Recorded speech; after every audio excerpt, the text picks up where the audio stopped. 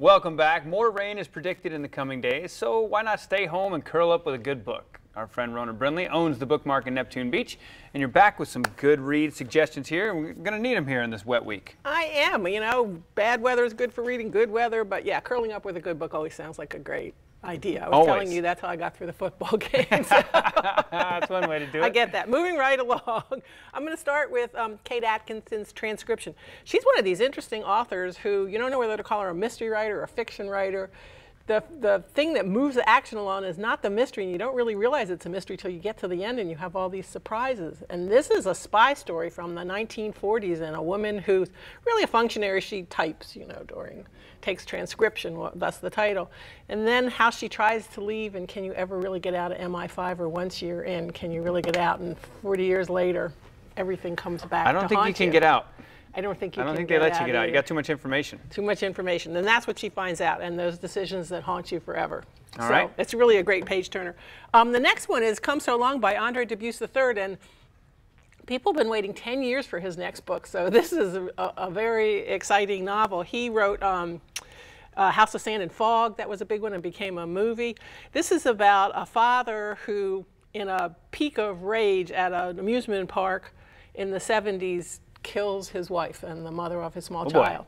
And so at age 3, she gets whisked off by her grandmother to Florida, and she's trying to write her memoir and figure that part of her life out. And what she doesn't know is he's now dying. He's coming down the coast to South Florida to see her and try and make things okay. And can you really do that? And can those secrets stay buried? Secrets all the time. We have 4 more. Virgil Wander. This is Leaf Anger. Also been 10 years since Peace Like a River. And this is about a small town in Minnesota, like Lake Wobegon in that area, but it's a dying town, and it's all the characters in that town and how they're going to survive that. Not a place you get a lot of things written about. All right. The Labyrinth of the Spirit. It says Carlos Ruiz Zafón. He wrote our favorite book, Shadow of the Wind, takes place in the Cemetery of Forgotten Books. Everything is found in a book. So there's a political figure who's missing, and all the clues are found in this place. It's this huge, massive cemetery for lost and forgotten books, and all the clues are in books. Nice. Got high praise from some people in the back. Stephen King, one of them. Yeah, you gotta, you know, and you gotta love something about books. This one is the perfect title, Lies. This is a debut psychological thriller,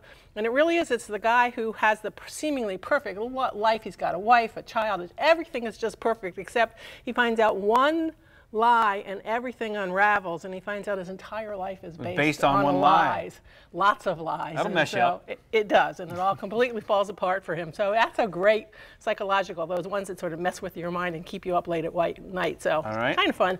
And then, thickest one on the table here. The thickest one is nonfiction, 9th Street Women.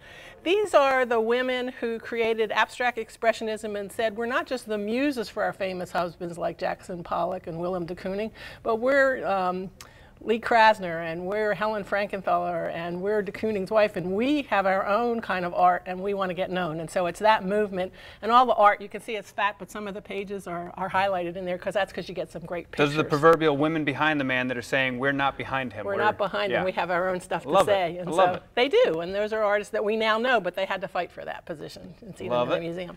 And a couple others? A couple of events here. And so tomorrow night, we have what we call book club night. We have our reps from Penguin and Random House coming, and they're going to talk about great books that are coming out or are out for book club discussions, or just great books to read. It's a fun night with good conversation. We sip a little Prosecco. We have good talk. You got me there. Yeah, come on down. And they give away free books and tote bags, so it's a great night. So everybody enjoys it. And the last one is very exciting. That's not until November 2nd, and the book's not out yet, which is why you get that funky little picture.